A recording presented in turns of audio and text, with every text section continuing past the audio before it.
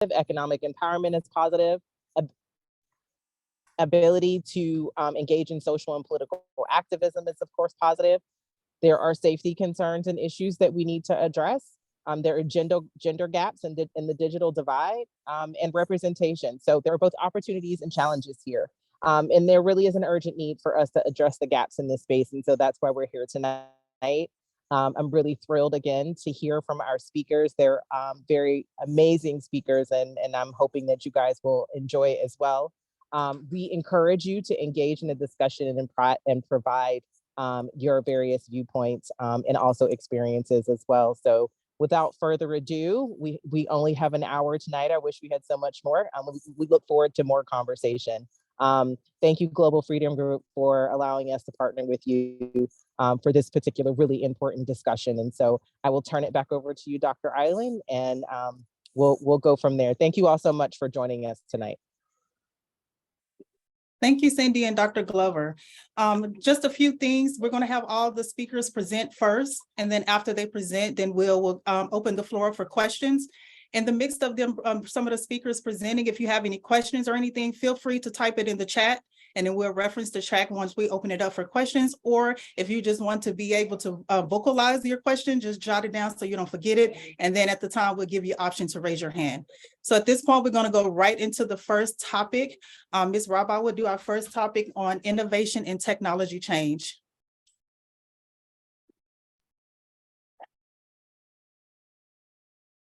Hello, everyone. I'm so pleased and honored to be on the prestigious platform of the United Nations Commission on the Status of Women, addressing a topic of paramount importance, which is innovation and technological changes. Before going ahead with the topic, let me introduce myself. I'm Dr. Rabia Nazir, serving as an associate professor at the Electrical Engineering Department, University of Engineering and Technology, Lahore, Pakistan. As an engineer, electrical engineer, serving in the academia and industry for the last 15 years, addressing the topic of innovation and technological changes at the prestigious platform of United Nations Commission on the Status of Women is no less than a dream come true for me. First of all, I'll start with my topic, that what is innovation and technological changes? Innovation has the power to break down barriers and transform societies. As we quite commonly discuss the empowerment of women and strive for gender equality, we must recognize the significant role that innovation and technology play in shaping the lives of women and girls all around the world.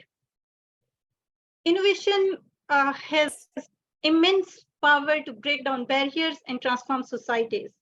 It is through innovation that we can challenge the traditional norms, dismantle systematic inequalities, and create new opportunities for the women to thrive. Technological advancements have the potential to bridge the gender digital divide, provide access to essential services, and amplify the voices of women who have long been marginalized. Technical advancements have the ability to enhance women's economic empowerment. Not only the economic empowerment, like empowerment, different types of empowerment for women, for example, educational empowerment and the financial empowerment. I understand that in today's age, the first and the foremost important empowerment needed for the women of today is educational empowerment. And once the females or the women in general are educationally empowered, financial empowerment and economic empowerment will follow. Digital platforms enable women to access markets and financial services, innovative business models that cater to their individual needs. Technology can break down the barriers that have traditionally, socially, culturally, hindering the performance and the progress of women. By promoting digital literacy and entrepreneurship among women, we can unlock new pathways for the economic independence and empowerment. Through different ways like telemedicine, remote learning platforms, including distance and online learning platforms, for example, Moodle, learning management systems, and other mobile applications, women, even in the remote and underserved areas in any part of the world, can receive quality healthcare services and education. Even if not services, at least the quality healthcare advice and education. However, we must tread carefully and be aware of the fact that the technology and innovation brings the potential risks and challenges as well. For example, the most common challenge of today is cybercrime, bullying, online scam, phishing, which are continuously tapping the need of cybersecurity. The gender digital divide remains a significant obstacle even today, with many women in many parts of the world having no access or very limited access to the technology, internet connectivity, and digital skills. It is essential that we work towards closing these barriers and this divide, ensuring that the women can have equal opportunities to engage with the benefits from this technology.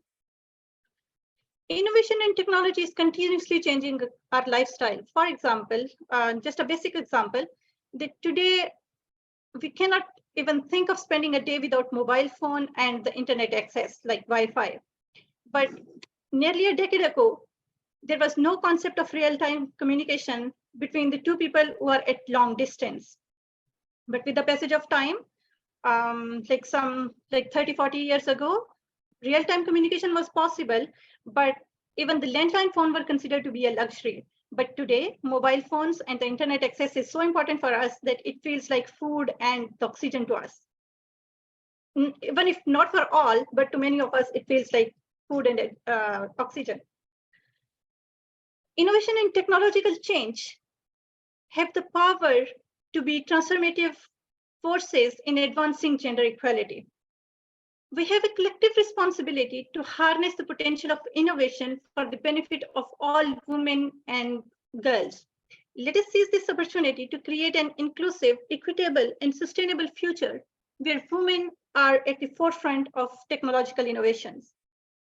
As we move forward, let us prioritize investment in research and development, promote digital skills training for women and girls, and foster collaborative partnership between government, civil societies, private sector, academia, and industry, etc. Together, we can build an ecosystem that nurtures women's innovation, ensures their active participation, and empowers them to shape the technologies that we will drive our future. When we encourage and support women's participation in innovation and technology sector, we unlock a wealth of untapped potential. Women bring unique perspectives, experiences, solutions on the table, enriching the innovation ecosystem and driving positive change. Innovation and technology know no boundaries, and neither should gender equality. Let us work hand in hand to leverage the power of innovation for the advancement of women and girls worldwide. Together, we can create a world where women's voices are heard, amplified, and appreciated. Their talents are unleashed, and their contributions to innovation and technology are celebrated. In the end, I would like to close my speech by saying that more success, strength, peace, and power to all of you, all the girls all around the world. Thank you very much.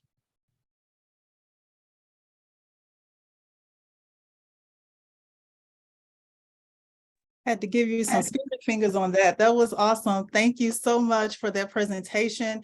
Like you said, the breaking down the barriers when incorporating technology and innovation, but also looking for those attachments that can also be harmful. So thank you for that information. Okay, next we're going to go. No problem. Next, we're going to go to our next speaker, which is Dr. Wilson. And Dr. Wilson will be talking on advancing girls and technology in STEM. Sorry, guys, my phone. Okay. So hi, everyone. I feel so honored to be here today. I just want to say I'm inspired, Rabbi, by your speech. And also, I just want to say thank you to WCAPS and the Global Freedom Group for organizing this town hall. So I'll get straight into it. My name is Dr. Abby. I am the founder of Future Leaders STEM Africa and also the Health is Wealth Youth Initiative. You can find us on Instagram at Health is Wealth Youth and then at Future Leaders Africa STEM on Instagram. So I would just highlight our biggest goal. Future Leaders STEM Africa basically empowers young women and men, but basically we are focused on women in tech. We provide hands-on STEM workshops to inspire girls and also to boost their interest in STEM. There was something that Rabbi said that I want to build on as I get into my topic, advancing girls in tech and STEM. She mentioned that innovation and technology knows no boundaries. When COVID happened in 2020, there was shortage of PPEs all over the world. And I remember I practiced as a clinical pharmacist. So I was working with a hospital here in Texas. And I also had families back at home in Ghana, in Africa. And most of the hospitals there were struggling to get access to PPEs. But I decided to learn from other countries, what other countries were doing in terms of innovation to deal with the shortage of PPEs. And most countries were using a COVID testing booth where they designed a testing booth where healthcare providers could just walk into the testing booth without requiring them to have those garments for PPEs. So because of technology, I was able to work with some of my STEM students back in Ghana who are engineers. And I told them, this is what I'm thinking. This is what I designed. Can we make this happen? And guess what, guys? We made that happen. So yes, I agree with her when she says innovation and technology has no boundaries.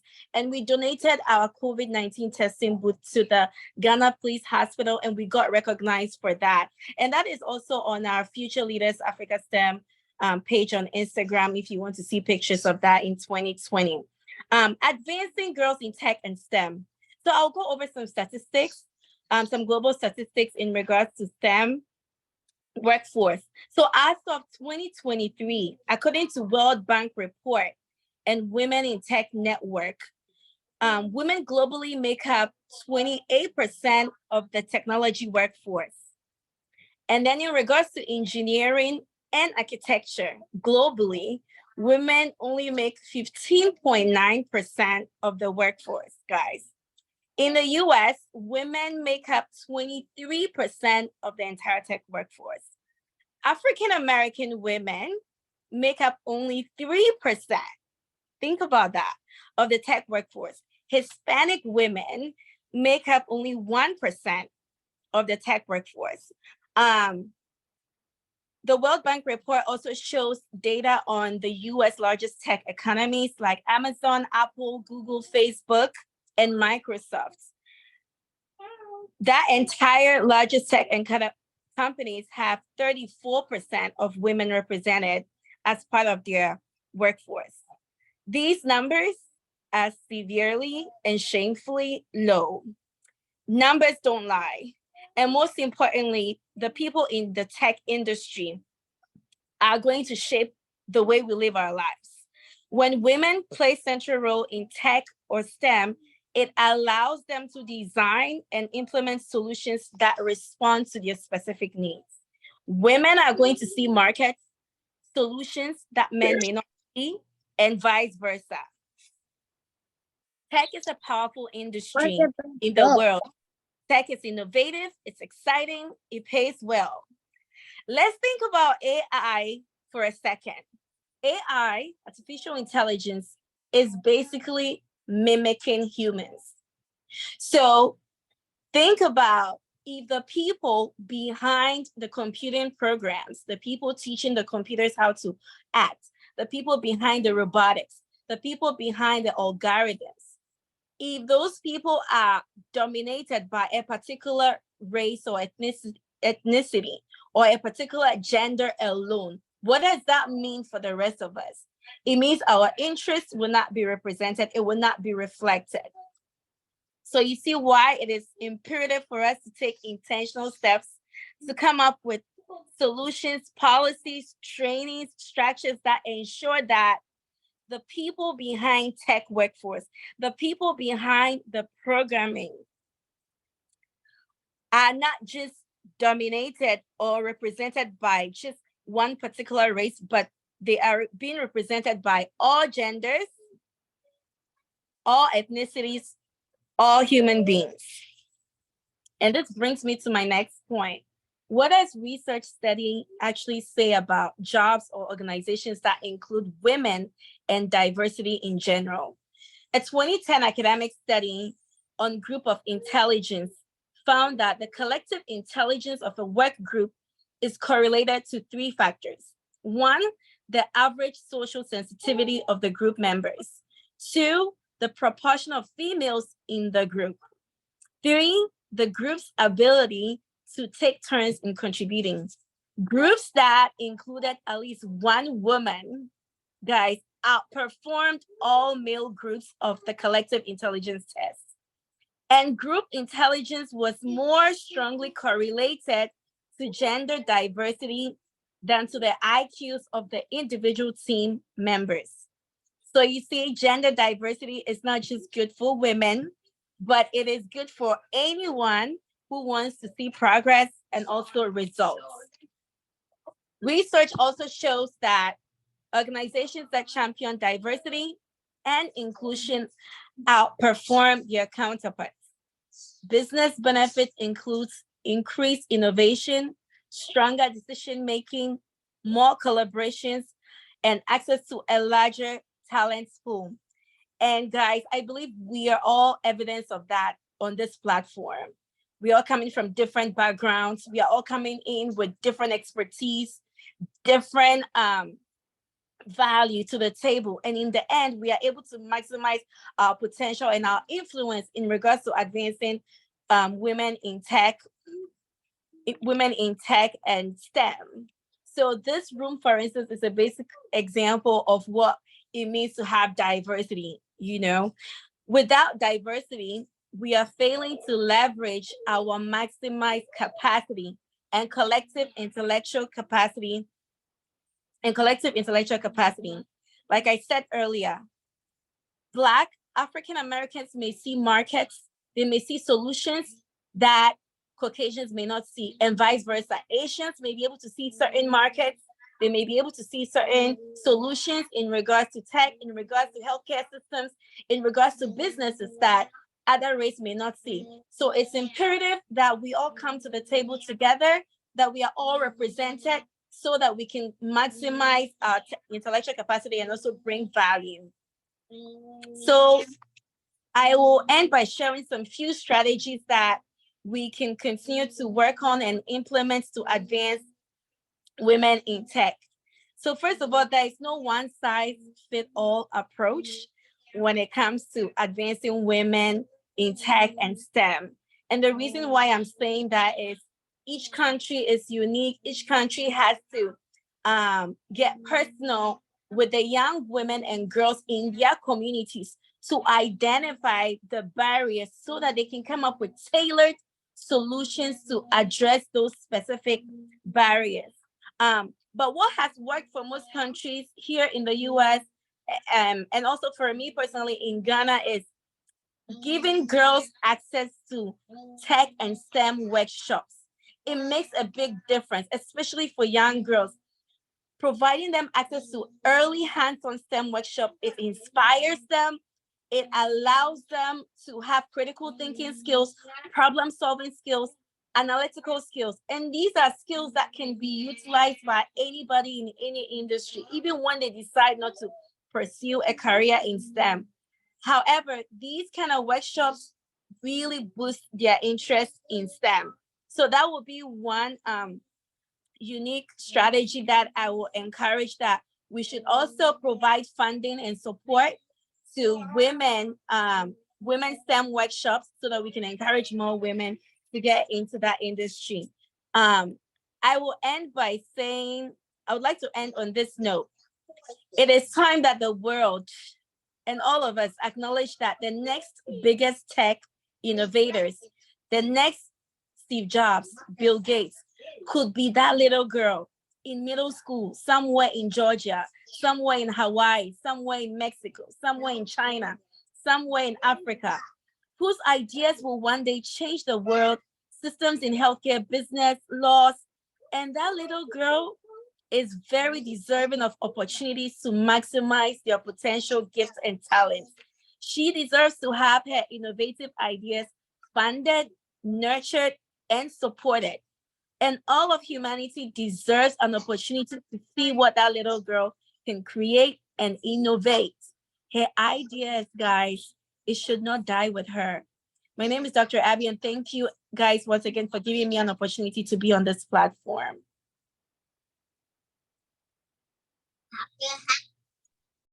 Thank you. I am that girl. I feel like I'm about to go get in tech right now. I'm about to go, after we leave here, I'm going to research and see, how can I get in the tech field?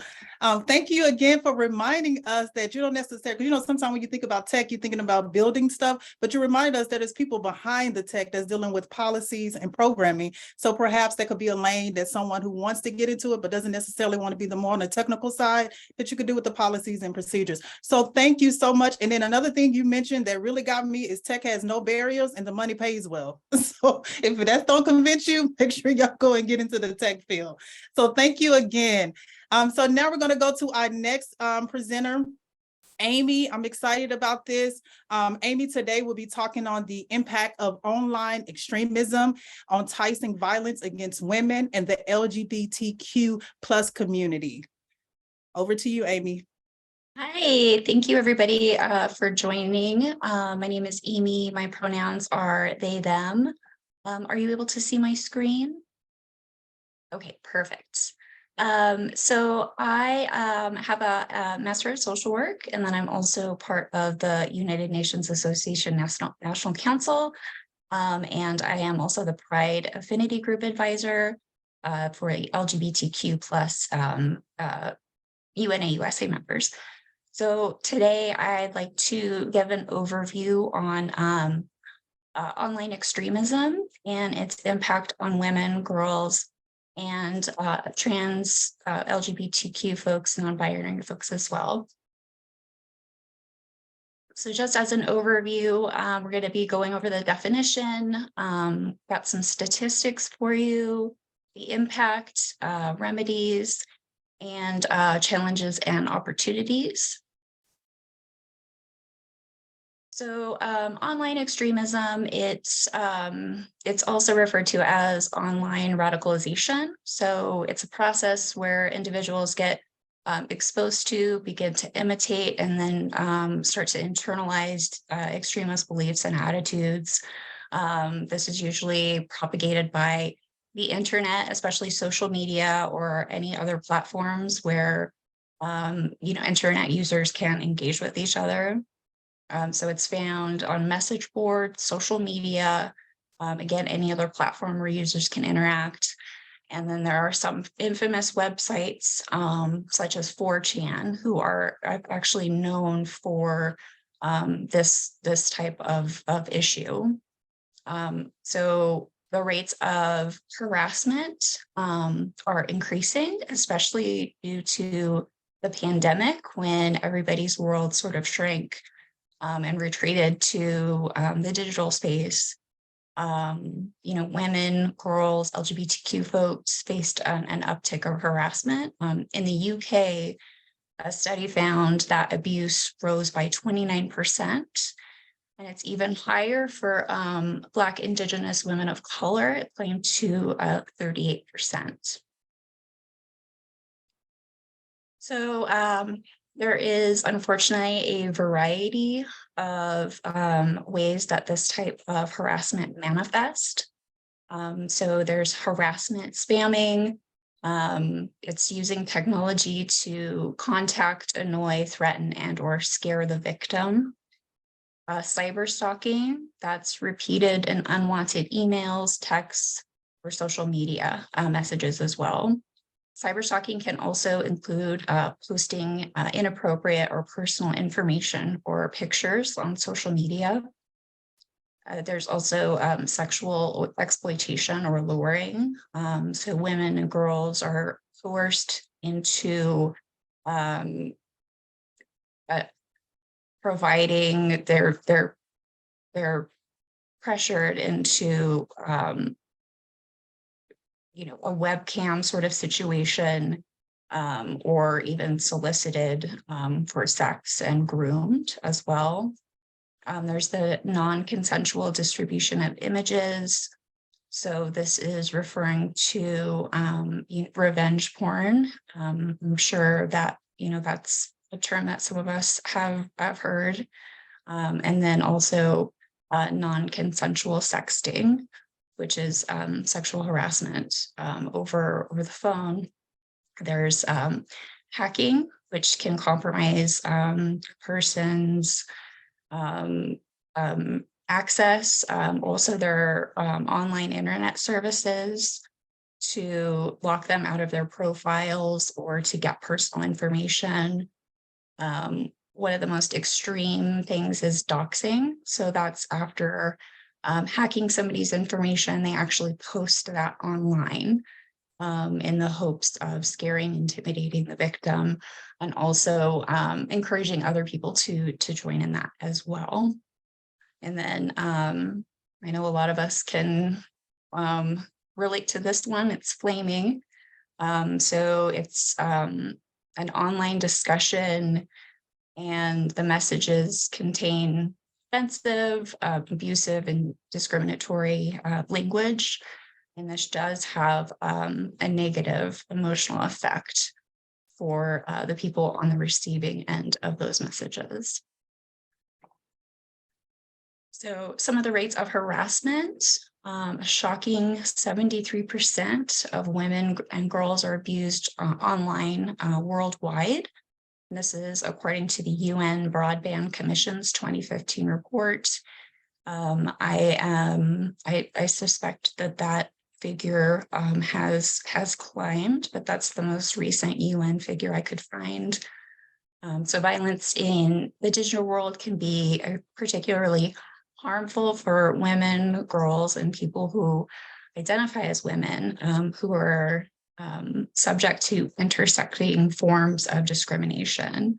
So one example is women of color are more impacted by violence online than white women. And Black women are 84% more likely to receive abusive tweets on Twitter. Amnesty International found that women with disabilities and LGBTI individuals experience higher rates of online violence, again on Twitter. And then LGBTQIA activists who take an active role in public activism are particularly targeted for their sexual orientation and gender expression. Now, it is worth noting that trans women and/or gender nonconforming individuals experience online harassment, unfortunately, from cisgender women as well, attacking their gender identities. Some of this rhetoric includes trans women aren't real women. They're hostile to the trans community. And some of these women identify as TERFs, or they're also known as trans exclusionary radical feminists.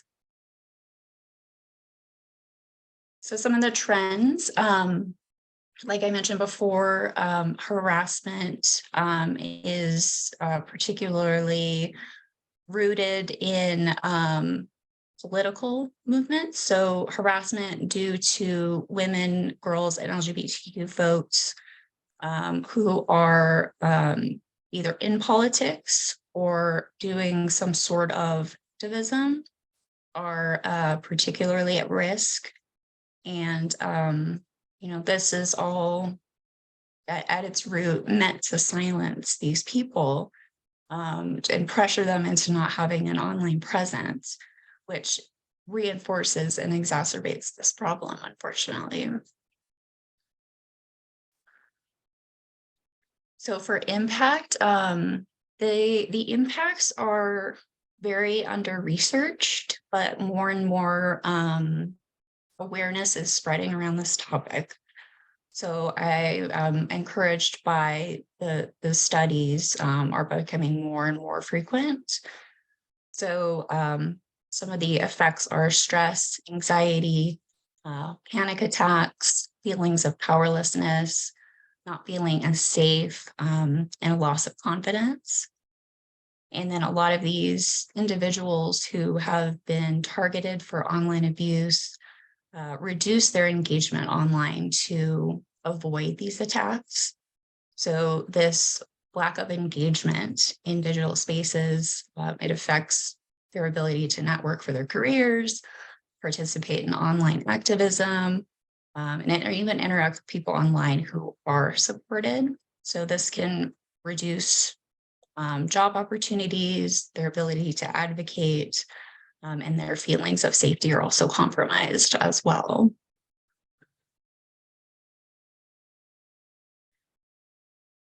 So this, and I want to stress this, this isn't confined solely to online.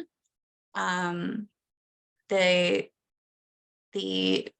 rhetoric and information often has real world consequences. So the white supremacists have committed the majority of domestic extremist related killings in the United States, according to the Anti-Defamation League. And the influence of the internet in fostering and propagating white supremacist ideas can't be underestimated. Also, disinformation campaigns against women in political spaces are actually have been deemed a national security threat. So this is where we're seeing gender disinformation and harassment can be used when foreign actors use it to exploit divisions in society. So this seeks to impact primarily at a political level. And we're seeing that autocratic leaders use misogyny and anti-LGBTQ sentiments to connect with voters who are threatened by rights for these populations. One example of this is the number of Russian campaigns that tried to undermine foreign elections in countries, including ours, the United States, Belarus, Ukraine, and Germany. And since the invasion of Ukraine, research has identified Russian misinformation is often linked to anti-gender narratives. So this can be seen spreading on social media, especially in Italy and Hungary. And in Italy, social media accounts have been active in spreading campaigns against Italian women in politics and pro candidates that align themselves in support of Russia's agenda and Vladimir Putin. There's also a rise in online extremism targeting trans folks. So we can see this from anything from online harassment related to topics about drag shows.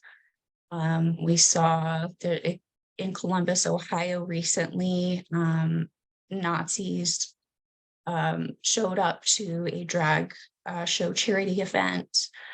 There's another instance where a neo-Nazi threw a Molotov cocktail at a church, tried to burn it down because they had a drag story hour. And in Ireland, I spoke with a gentleman with the organization LGBT Ireland, and his organization can directly correlate hate speech online to a rise in violence against the LGBTQ community in Ireland. And one of the reasons that he's seeing this uptick is that there are no hate speech laws. They're either not in place or not enforced, which would need to change to curb further violence. And we can also see this manifested. So the impact of anti-transgender online speech is becoming more concrete. So lawmakers are introducing and enacting legislation targeting transgender people, particularly transgender youth, using language such as biological males, biological boys, and this mirrors the language that we see online.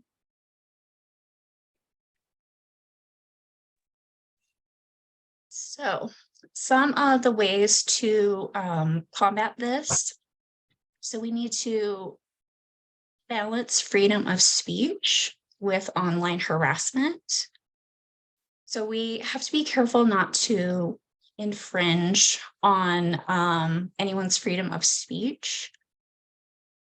However, we must be careful as to classify what is protected speech and what isn't. And it has to be very specific, because this could also be used for folks who have marginalized identities trying to participate in politics and trying to engage in activism.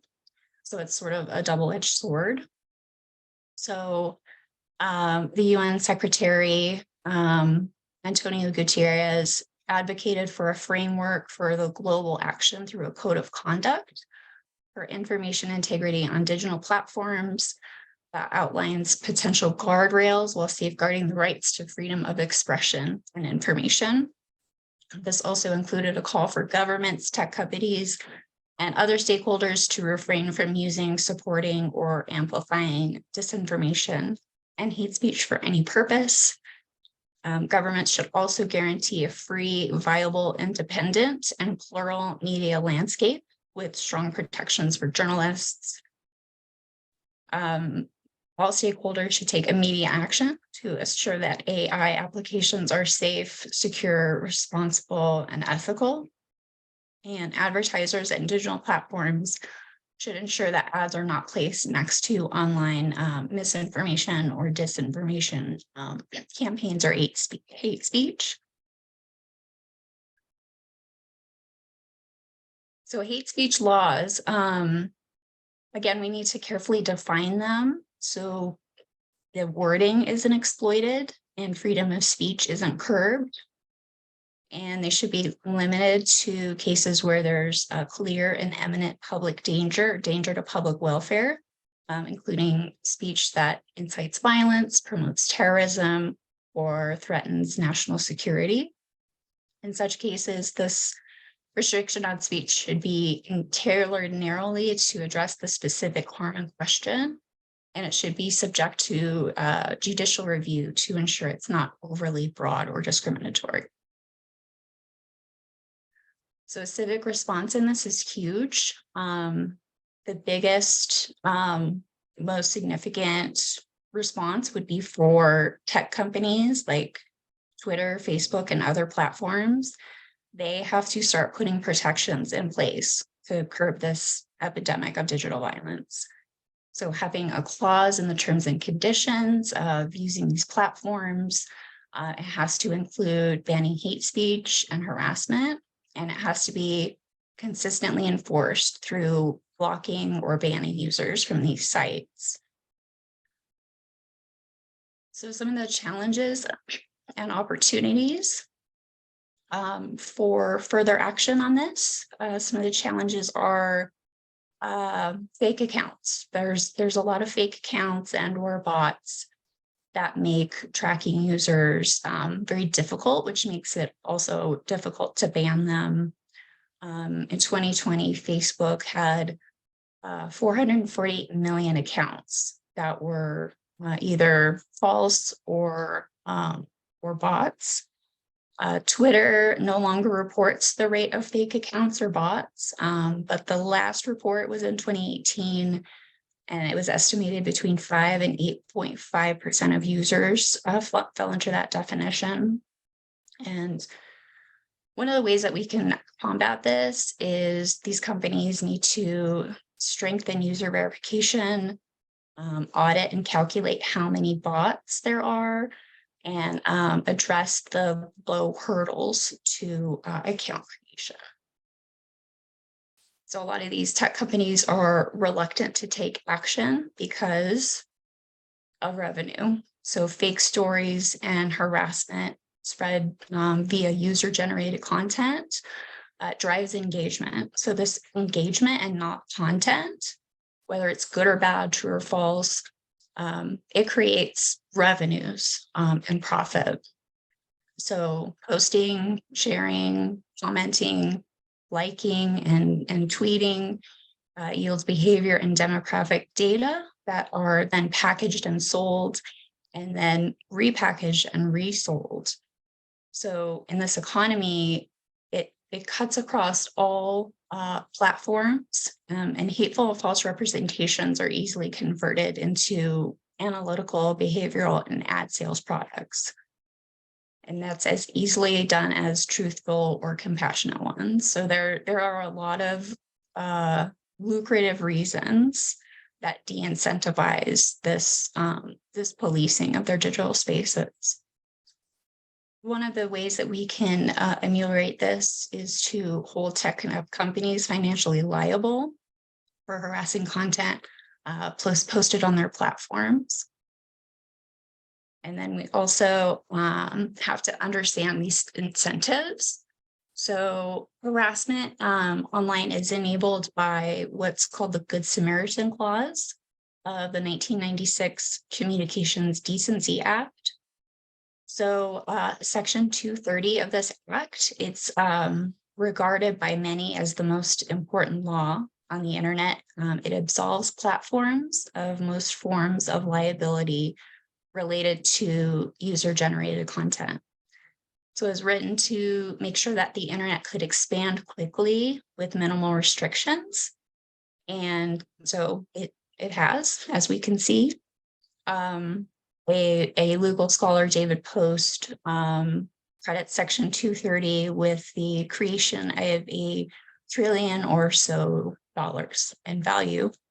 So this needs to be rewritten and addressed to, again, financially de-incentivize this. So a lot of the opportunities, it's very encouraging that the UN is doing a lot of research for advocacy, research and advocacy for women, girls, LGBTQ folks experiencing online abuse. So a lot of this was covered at the CSW67. So they called for the importance of developing a national action plan and legislation to eliminate this behavior. And then also speakers highlighted the value of mainstreaming a gender perspective along public policies and programs and ensure effective cooperation across government ministries. Legislative frameworks that address the intersectional nature of online and gender-based violence are needed. So we need national legislation adapted to include the online or digital sphere. So examples include the swift removal of harmful content, the establishment of punishments for perpetrators, and initiatives made lists of perpetrators available to the public. Also, national governments partnering with social media programs is another effective way to address this. And this would ensure that online spaces are a source of opportunities for these people instead of, sources of potential threats. And then also awareness raising campaigns and education are critical to eliminating this online violence. And that we should also include this in schools and learning environments, where a key setting for efforts to tackle the gender stereotypes that perpetrate violence, which can include focus group instruction, discussions, digital awareness courses to improve young people's comprehension of online and gender-based violence. and also the creation of guidance for schools to support victims of online bullying.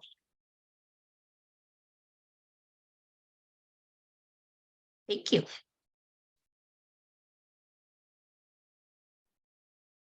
Thank you, Amy. Thank you for reminding us of online harassment. You provided some different types of harassment I've never heard of, doxing and flaming. So thank you for that, for us making more aware of it.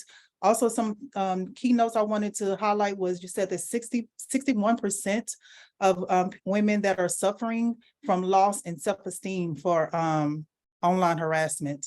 And also 73% of women are have been abused online. So we just need to make sure that we're cautious about that. Even with our little girls, some of us that have young kids or siblings, just make sure that you're educating them also on that, to look for those different things like the bots and the fake accounts. Again, thank you, Amy. Next, we're going to have Himaja.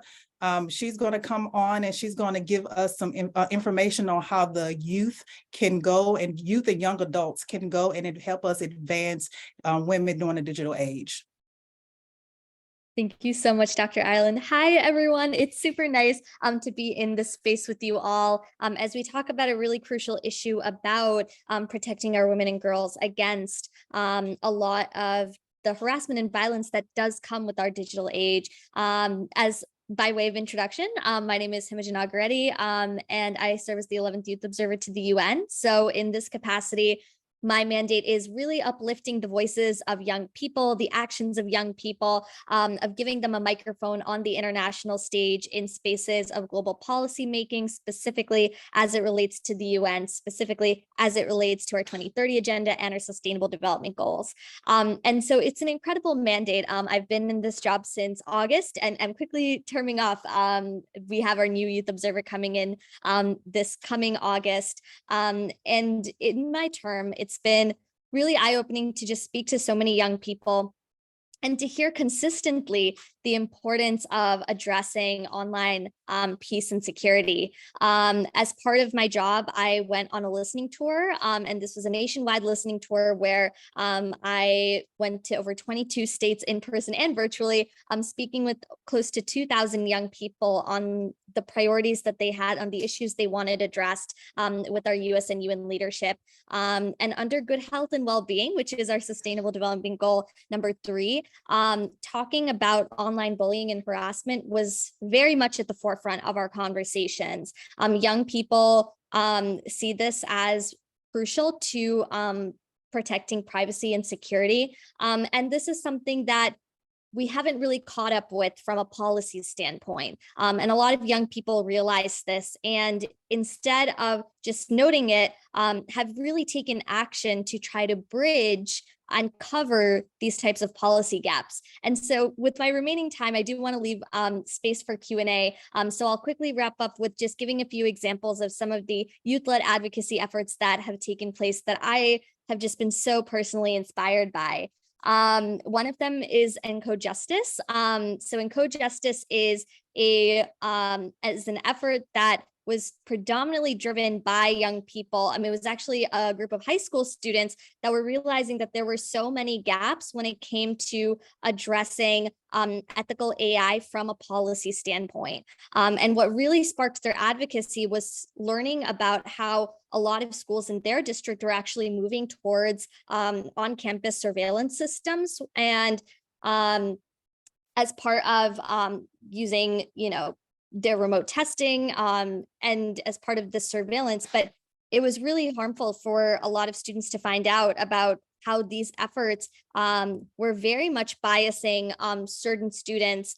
And it really led to this incredible online mobilization of efforts, and this group of students who went on to create Encode Justice, a group focused on bringing ethical AI to the forefront, lobbying policymakers to continue to create more stringent regulations, and working with so many different social justice organizations like the American Civil Liberties Union and different other groups, including like immigration movements and things like that.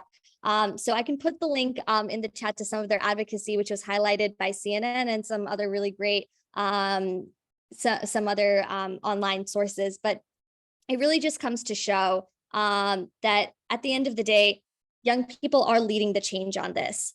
We recognize that these types of online spaces disproportionately affect young people, as young people are the predominant users of these types of technologies. And as we continue to try to build equity and talk about equity, it's so important to talk about where gaps in equity take place. For example, one thing that was really inspiring to see is this year, our Commission on the Status of Women was themed, our annual theme was focused on online peace and security, specifically as it relates to women. And so essentially we had this entire UN conference, which is predominantly talking about gender equity, really taking a deeper dive into how do we bridge the digital divide. And it was so inspiring to see our US policymakers as part of our public delegation on the floor talking about why the US needs to be taking more action and how the US is taking more action through strategic partnerships between the private and public sector to make sure that we're addressing these types of gaps when it comes to peace and security, especially for our young girls. And this is definitely part of a larger movement that we're seeing within the UN sphere as well.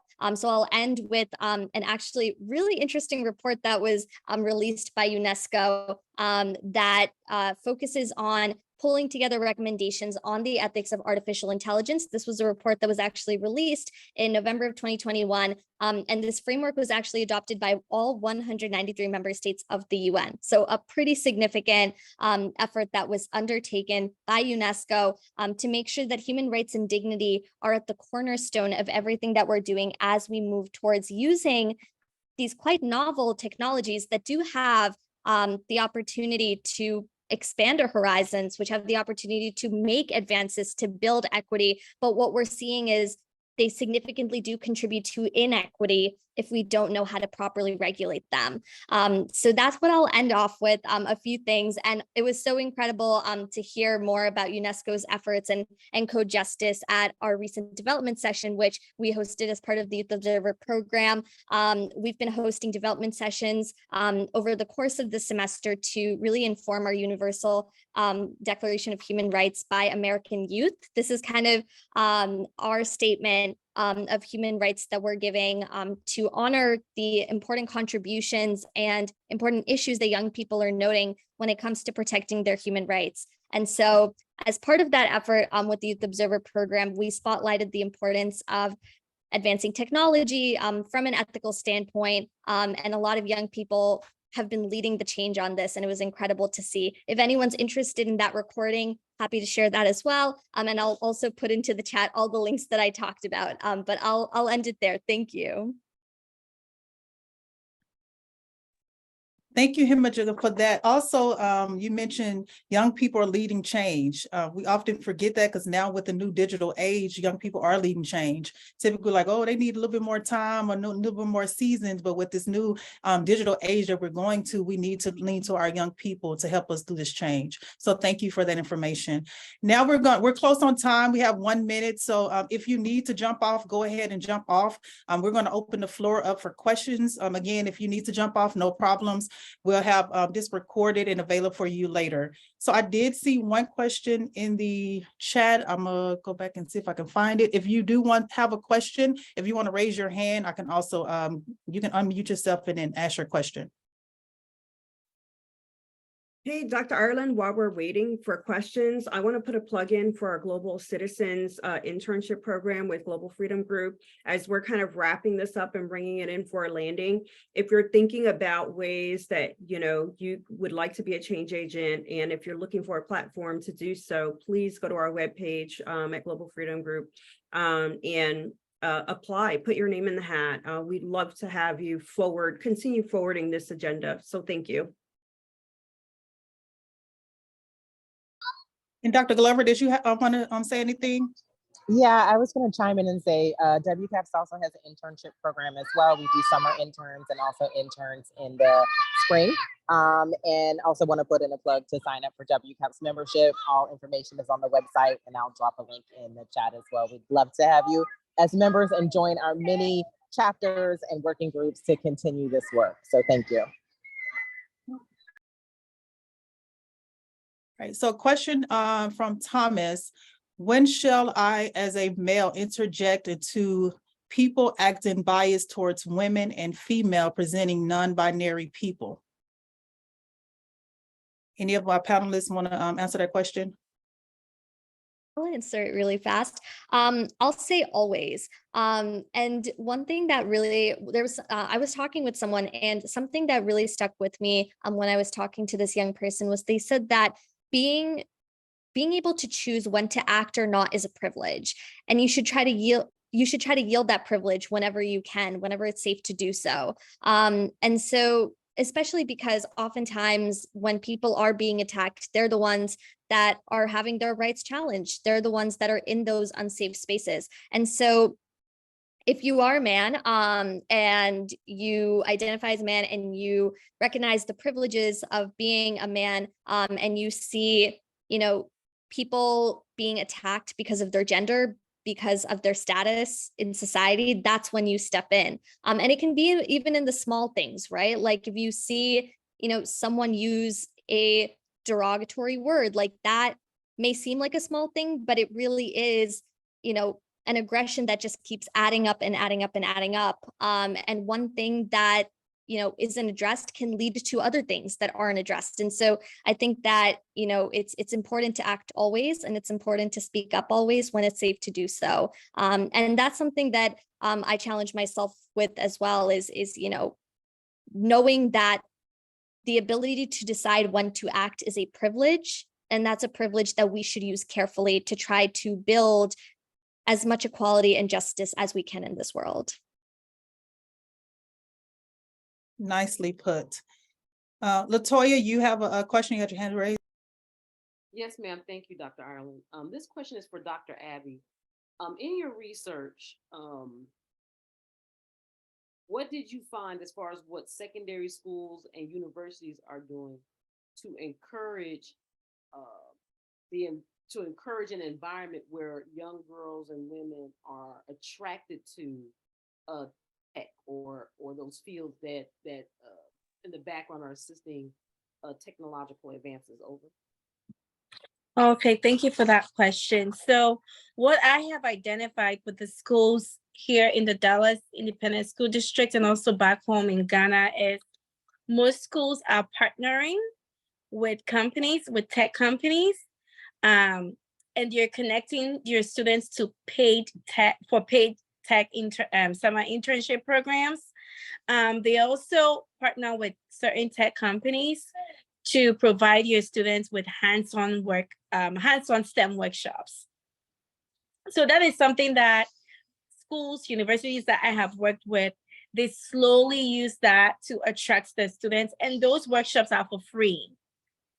But of course, they're being funded by governments, they're being funded by tech companies and organizations. So I would encourage pushing for policies that help to fund those hands-on tech workshops that will pull in students.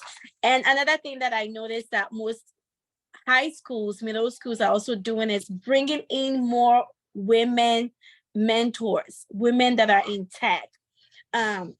It's so easy for young women, young girls to see other women in tech, to see other women, in healthcare, in business. It just does something to their mindset. It's like, oh, okay, she did it, I can also do it. So there has to be more women volunteers. So I personally do volunteer myself a lot when I'm invited into schools for career talk, to speak about tech, to speak about how I'm using technology to help patients in rural areas receive care through telemedicine, through telehealth, right?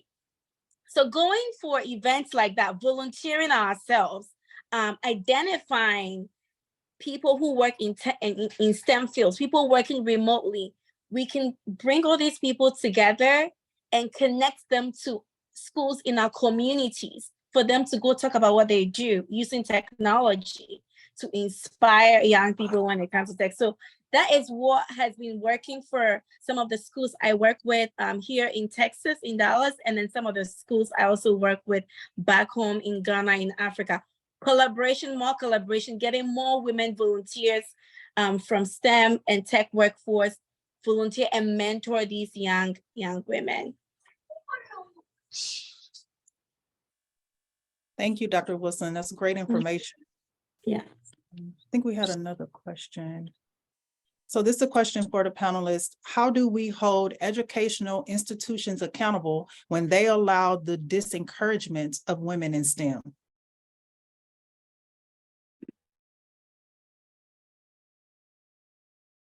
Okay, I'll take this one really fast. As a woman in STEM myself, I just so appreciated what Dr. Abby said about the importance of fostering that. And when we have educational institutions that discourage women in STEM, whether it's apparent discouragement or under the rug kind of discouragement, it's all horrible. It leads to a huge inequity when it comes to having more women graduate with STEM, having more women have positive experiences in STEM. There's a reason why so many of my fellow colleagues in STEM completely dropped out of the fields that they were studying in because there was just so much harassment going on. It's important to hold your educational institutions accountable. There's power in numbers. If you're able to mobilize fellow students, that type of advocacy can be powerful. Finding allyships with faculty and other people who have visible positions within your university is also really powerful in terms of kind of getting that intergenerational support. But more than happy to talk to you, Adriana, if this is something that your institution is experiencing. It's so important that these types of issues are highlighted because they shouldn't be swept under the rug. I mean, that's truly at the root of the problem if we're thinking about, how do we have more equity for women in STEM and how do we have more equity in the digital age if we're eliminating a positive experience for women and gender minorities to be in this space. We're never going to have an equitable world. We're never going to be able to achieve the equity within our digital world without that. Yeah, I would love to add to that quickly. So another practical step they can take is to introduce, establish unconscious bias training programs. Because majority of the time you realize that, some of these professors, they have stereotypes about women getting into tech. They see it as, oh, this is for men, so encouraging unconscious bias training programs, I think it will really, really help with the orientation of the mindset of some of these educational institutions. Yeah.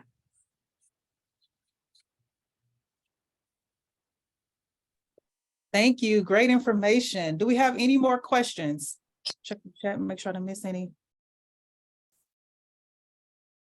I think Catherine has her hand raised. Kathy Page has a question. Yeah, so I have a quick question just in terms of, you say women in STEM, girls in tech. I'm part of Girls Who Code. I have a software development background. I've been lucky enough to get more into the field this coming summer, but want to focus on the policy side of it. When, it not only cyber, but then you say women in cyber, and it kind of puts you in a box. How is your unconscious bias training? Not only are you a woman in the field that makes you a minority, but how are you able to do so much more than that and not just focus on being a woman in the field, because it shouldn't be the focus. You can do all the same work, you can accomplish just as much without being known as, oh, you're the woman in that office, or oh, you're the girl that happens to be the one girl in that office that is an intern this summer there. Like you're so much more than that. So how are you able to get beyond, your gender being the focus of your position?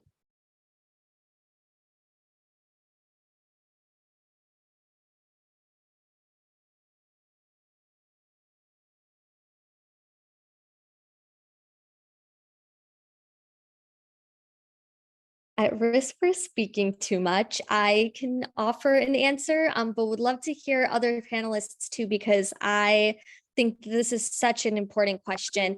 I think that because women, I totally agree with you in the sense that oftentimes we are labeled by our identities, especially when we're in fields where we are in the minority.